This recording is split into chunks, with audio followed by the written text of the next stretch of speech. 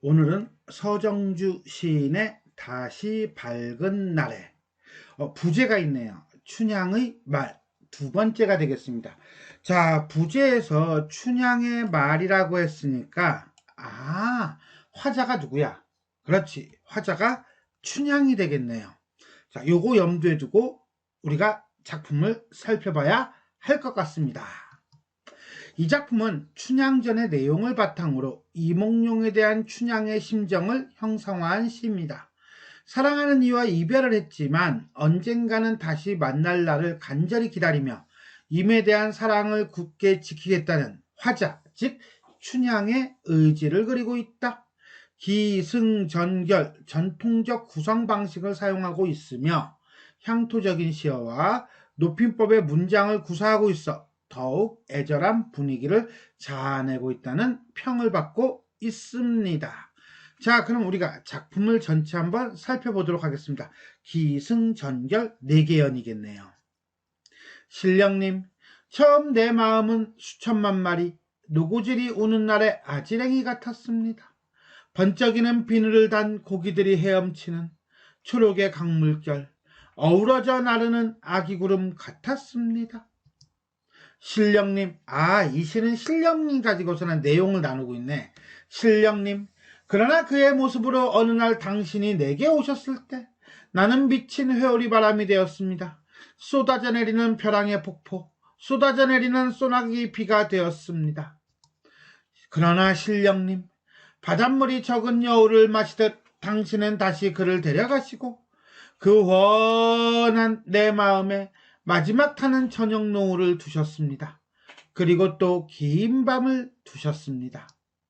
신령님, 그리하여 또 한 번 내 위에 밝은 날, 이제 산골에 피어나는 도라지꽃 같은 내 마음의 빛깔은 당신의 사랑입니다. 자, 4개의 연이라는 거 하나, 두 번째는 신령님, 신령님이라는 거 하나, 그죠? 그 다음에 뭐뭐입니다, 입니다라는 경어치 하나, 말고 또 뭐 본 거 있어요? 있어야 하는데, 있을 텐데, 있을 거예요. 또 어떤 특징이 눈에 딱 띄는 게 있었을 거예요. 자, 그럼 어떤 것이 있는지 우리 한행 한행 한 구절 한 구절 살펴보도록 하겠습니다. 신령님, 시적 대상 어떤 청자가 되겠죠, 그죠? 처음 내 마음은 어떤 마음인데, 그렇지, 이몽룡을 만나기 전의 마음은 수천만 마리 노고질이 우는 날의 아지랭이 같았습니다. 처음 내 마음은 뭐 같았다? 아지랭이 같았대요. 그러면 아지랭이가 바로 뭐야? 마음의 보조관념이 되겠네요. 그럼 이 아지랭이는 뭔데? 평화롭고 순수했던 마음. 왜? 님을 만나기 전이니까. 번쩍이는 비늘을 단 고기들이 헤엄을 치는, 자, 고기들이 헤엄을 치면서 격동적이겠어요? 아니죠. 평화롭고 한가로운 모습을 보여주면서 초록의 강물결 어우러져 나르는 뭐 같았습니다. 그렇죠, 아기 구름 같았습니다. 무엇이 내 마음이 아기 구름 같았습니다. 아기 구름 뭔데? 그렇지, 순수한 상태. 자, 1년은 결국 뭡니까? 님을 만나기 이전에 자신의 모습, 어떤 모습? 평화로웠던 춘향의 마음을 노래하고 있습니다. 2연 보겠습니다. 신령님, 그러나 시상이 바뀌나요? 그의 모습으로 어느 날 당신이 누군데 신령님이 내게 오셨을 때, 이몽룡이 내게 오셨을 때, 한마디로 임과 만났을 때 나는 미친 회오리 바람이 되었습니다. 미친 회오리 바람이니까 뭐야? 평화로운 상태야? 아니죠. 격정적이고 강렬하고 열정적인 그런 모습이 되겠죠. 쏟아져 내리는 벼랑의 폭포 같았습니다. 쏟아져 내리는 소나기비가 되었습니다. 자, 3개는 전부 다 결국 뭡니까? 그렇죠, 님과 만난 상태에서의 춘향이 화자의 심리 상태를 보여주고 있습니다. 더더군다나 쏟아져 내리는 폭포, 쏟아져 내리는 소나기비, 한마디로 쏟아져 내리고 있죠. 우리가 흔히 사랑에 빠지다 라는 말을 써요.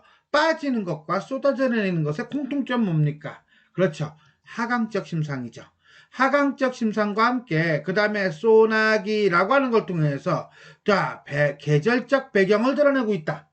자, 이걸 통해서 화자의 격정적 심정을 강조하고 있다라고 보시면 되겠고요. 문장 구조가 비슷하죠? 대꾸법이 되겠습니다.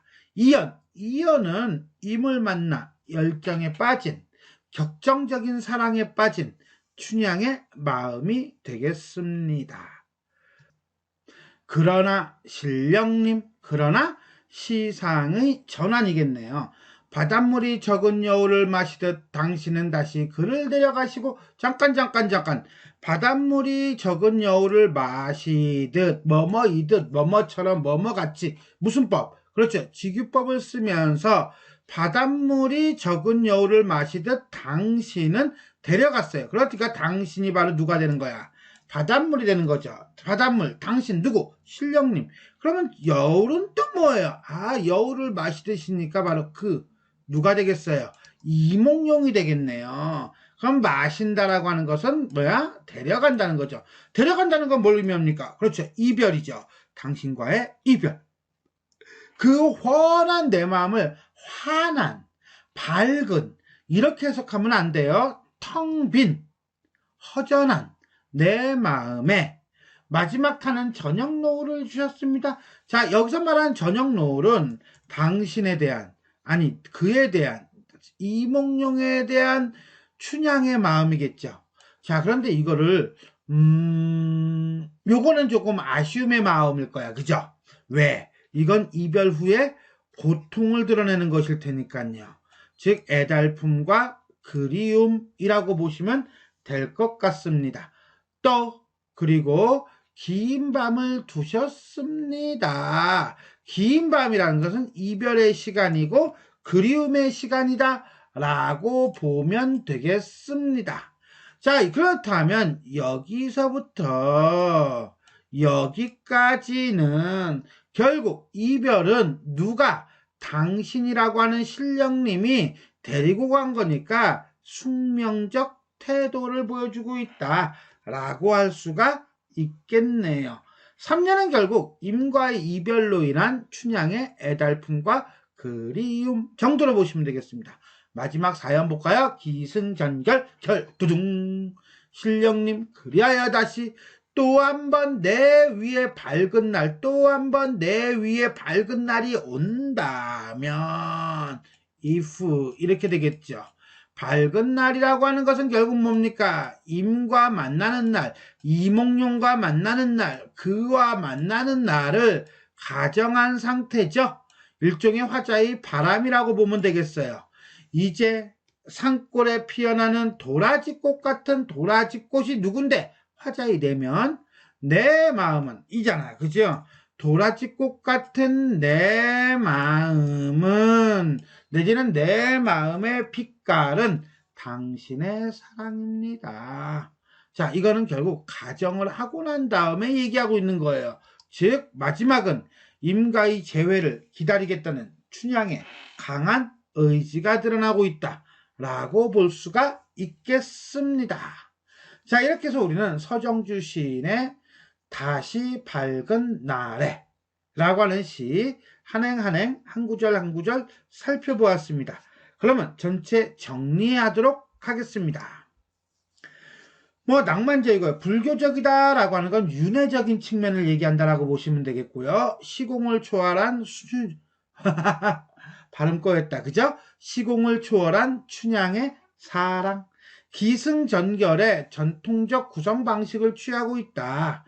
자, 기는 스타트, 출발하는 거죠. 처음 내 마음은 아지랑이 같았습니다. 처음 내 마음은 아기구름 같았습니다. 즉 1년은 춘향이 당신인 님을 만나기 전의 상태인 기구에 해당해요. 기. 그러면서 처음 내 마음은 수천 마리 노고질이 우는 아지랑이 같았으며 그 다음에 애기구름 같다라고 얘기함으로써 어떤 사랑의 감정에 휩싸이기 전에 평화롭던 마음을 보여주고 있다라고 보시면 돼요.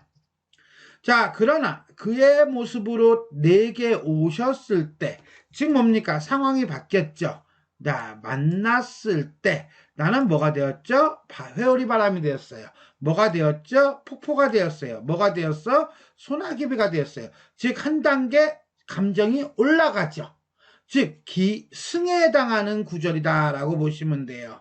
그러면서 열정에 빠진 자신의 심정을 드러내고 있다라고 볼 수가 있겠습니다. 3년, 당신은 다시 그를 데려갔습니다. 상황이 또 바뀌었죠. 이번엔 무슨 상황입니까? 이별의 상황으로 시상이 바뀐 거예요. 그래서 나는 어떻습니까? 훤한 내 마음에 저녁 노을을 두고 그 다음에 그리움의 시간을 두었습니다. 라고 하는 거예요. 즉 3년은 이별의 상황에서의 심정으로 상황이 바뀌면서 노래하고 있는 전구에 해당합니다. 그리고 난 다음에 그 훤한 내 마음, 그 다음에 마지막으로 타는 노을과 같이 뜨거운 사랑이 타고는 있건만 그래도 언제 만날지 모르는 긴 밤과 같다는 애절한 고백을 드러내고 있습니다. 또 하나, 님과의 이별은 인간 세계의 문제가 아닌 거야. 그치? 왜? 신령님께서 데리고 간 거거든요. 일종의 운명적 인생관을 보여주고 있다. 라고 할 수가 있겠습니다. 마지막 사연, 그리하여 또 한 번 내 위에 밝은 날이 올 때 미래의 상황을 가정하고 있나요? 내 마음의 빛깔은 당신의 무엇입니다? 사랑입니다. 결국은 시간과 공간을 초월한 사랑을 노래하면서 마무리 짓고 있는 결구에 해당합니다. 더더군다나 또 한 번 내 위에 밝은 날이라고 해서 재회의 날을 기다리겠다는 화자의 굳은 의지를 보여주고 있다. 이렇게 볼 때 이 작품은 단순히 네 개의 연이 아니라 기승전결이라는 전통적인 4단 구성과 함께 시공을 초월한 춘향의 순수한 사랑을 노래하고 있다. 라고 볼 수가 있겠습니다. 자, 두 번째는 향토적 색채의 시어 또는 높임법의 문장을 구사하고 있다. 자, 표현상의 특징. 첫 번째, 향토성이에요. 향토성이라는 건 향토적 성격이 강한 시어들이 나온다는 거죠. 예를 들어서 노고지리, 아니면 아지랑이, 아니면 아기구름, 또는 회오리바람, 폭포, 소나기비 이런 것들이겠죠. 아, 또 있었다. 뭐 저녁 노을이라든가 도라지꽃 같은 경우도 향토성이 되게 강한 시어다 라고 볼 수 있을 거예요. 다음에 경어체예요. 경어체는 높임 표현이죠. 뭐 이거는 쉽게 볼 것 같아요. 같았습니다, 같았습니다, 되었습니다, 내지는 두셨습니다, 또는 사랑입니다, 입니다 같은 거, 이런 것들은 높임법이죠. 이런 향토성이라든가 높임법을 통해서 화제의 어떤 절절한 심정과 그 다음에 시적인 분위기를 드러내고 있다라고 보시면 되겠습니다. 자, 이렇게 해서 우리는 서정주 시인의 다시 밝은 날에 부제 춘향의 말 두 번째에 대해 살펴보았습니다. 자, 지금까지 내용이 도움이 되셨다면 좋아요와 구독 버튼 눌러주시고요. 알림 설정 부탁드리겠습니다. 수고하셨습니다.